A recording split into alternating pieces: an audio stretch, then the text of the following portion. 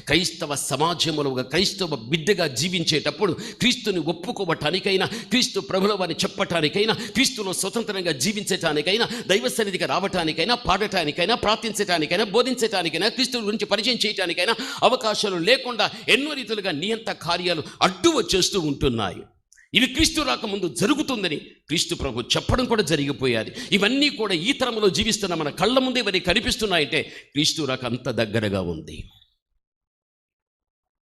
ఈ లోకములో ఎలా బ్రతకాలి, ఈ లోకములో ఎలా జీవించాలి, ఈ లోకములో ఎలా ఉండాలి, ఈ లోకాన్ని గురించి యోచిస్తూ ఆలోచిస్తూ ఈ లోకపు యొక్క ఔన్నత్యంలో నువ్వు కోరుకుంటూ పరిగెడుతున్నావే కానీ నీ కుటుంబంలో నీ భర్త ఉన్నాడు, నీ భార్య ఉంది, నీ కూతురు ఉంది, నీ కుమారుడు ఉంటున్నాడు. ఈ రోజున కుటుంబ సమేతంగా ఎంత చక్కగా మీరు ఉంటున్నారో, యేసుక్రీస్తు వచ్చినప్పుడు కూడా కుటుంబ సమేతంగా పరలోకానికి వెళ్ళిపోవాలి. కాబట్టి అలా వెళ్ళిపోవాలంటే నా భర్త మారాడా, నా భార్య మారిందా, నా కూతురు మారిందా, నా కొడుకు మారాడా, నా కుటుంబ జీవితంలో ఇంకా దేవుని తెలుసుకోలేక, ఇంకా దేవుని